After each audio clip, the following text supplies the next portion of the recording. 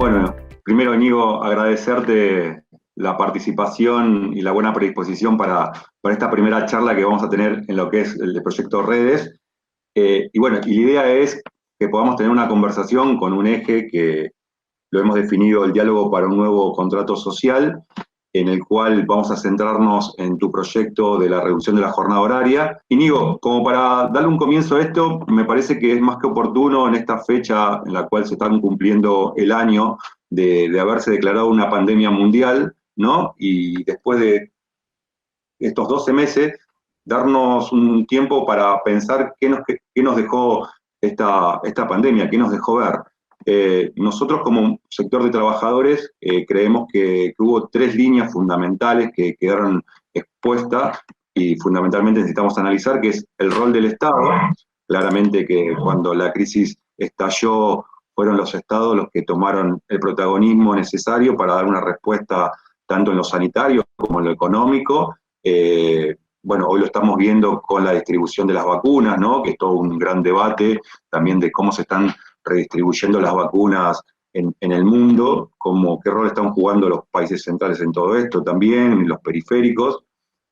Después, otra línea que creemos que también fue clave fue el rol estratégico de los trabajadores, ¿no? Que vimos cómo el rol de trabajadores de la salud, del transporte, de la educación, hasta de los delivery que le decimos nosotros, o los riders, que creo que le llaman por aquellos lados, de que cuando todo el mundo tuvo que quedarse en casa, todo el mundo tuvo que guardarse, fueron ellos los que tomaron el riesgo de salir, y a su vez también su realidad o su precaria realidad, ¿no? De que muchas veces son los sectores que estaban a lo mejor más postergados, que no tenían las coberturas necesarias, las condiciones de trabajo eran bastante deficientes.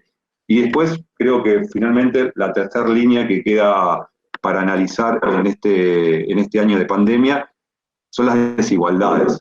Me parece que las desigualdades entre los que más tienen y los que menos tienen se exacerbó. Coincido con los elementos que señalas tú, solo añadiría algunas cosas. Me parece que este año de pandemia, que es un año muy duro porque la gente está perdiendo a seres queridos, por la enfermedad, por el miedo, pero también por el padecimiento y por cómo ha multiplicado, digamos, o agravado algunas de nuestras debilidades la pandemia. En primer lugar, nos ha mostrado de forma muy cruda, muy descarnada, lo frágiles que somos. Nos ha dejado desnudos en nuestra fragilidad como individuos y en nuestra fragilidad como sociedades.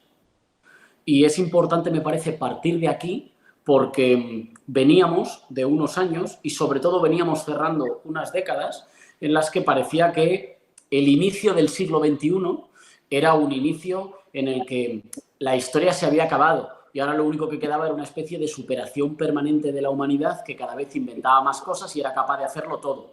Podía superar los límites físicos, los límites biofísicos de la Tierra, podía superar los conflictos del pasado. Bueno, y de repente llega una pandemia terrible, mundial, que no es ajena a la destrucción de ecosistemas. Y llega una pandemia mundial que nos afecta a todos y nos demuestra, uno, que nuestros cuerpos pueden enfermar, que nos podemos morir, que un golpe de mala suerte, una pandemia que nadie ha podido prever, nos puede poner enfermos. Y dos, que nuestras sociedades, supuestamente tan opulentas, que todo lo pueden, medio cínicas porque ya parece que están de vuelta de todo y que ya viven en una especie de presente permanente que ya ha dejado la historia atrás, pues de repente pueden ser sacudidas. Y nos vemos todos débiles y con miedo. Y cuando nos vemos débiles y con miedo, resulta que nadie se puede salvar solo. Que es mentira que te apellides como te apellides, tengas el cargo que tengas o tengas el dinero que tengas en la cuenta corriente o las propiedades que tengas, no te salvas solo. Te salvas exclusivamente si la sociedad en la que vives tiene las instituciones con la suficiente fuerza como para, digamos, poner en marcha un plan para cuidarnos entre todos. Así que en realidad la libertad no es el poder hacer todo lo que me da la gana con mi dinero sin que nadie me lo prohíba, sino tener la capacidad como sociedad de vivir sin miedo, de dotarnos de normas que nos hagan vivir sin miedo. ¿Y para eso qué necesitamos? Necesitamos buenas instituciones al servicio del interés general y necesitamos recursos. Porque en realidad en la pandemia el interés común, el bien común, vuelve a primera fila. Parecía antes que no existía, que el bien común era solo que cada individuo persiguiera sus metas en guerra o en competición con el otro. Ya, y cuando viene el virus, pues cuando viene el virus, lo que necesitamos es cooperar y salvarnos juntos.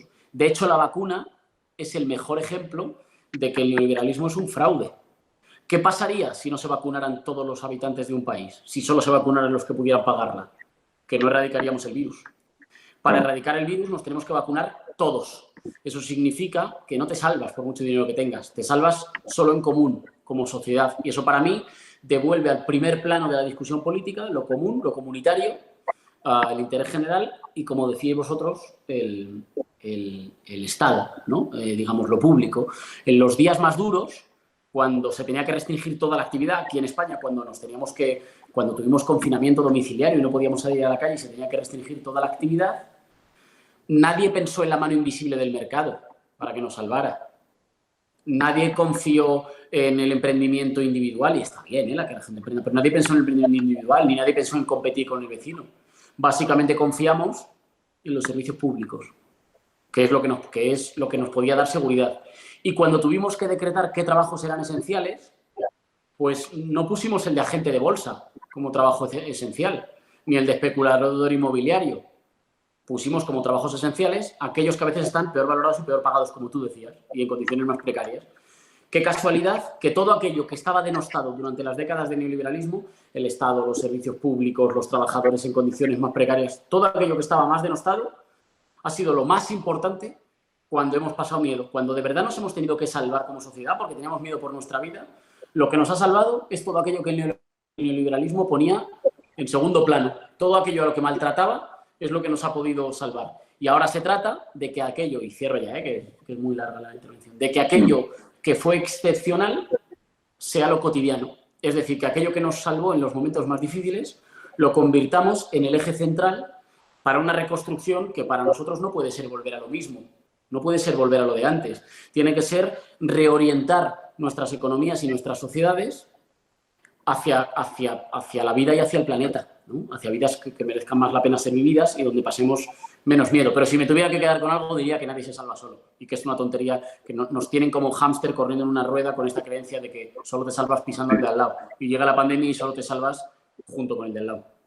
Sí, coincido completamente con la idea esta que estás sumando y me quedo también con la sensación de que qué importancia el rol del Estado frente a toda esta situación, porque es lo que se ve, o sea, el Estado como ente regulador al momento de la distribución de las vacunas, ¿no? Ponerle prioridad, o sea, que no gane el mercado, decir quién tiene el dinero posible para poder comprarla y implementársela, y ponérsela, perdón, sino que la importancia del Estado como ordenador en la sociedad, decir, bueno, cuáles son las prioridades para que siga funcionando una sociedad como tal.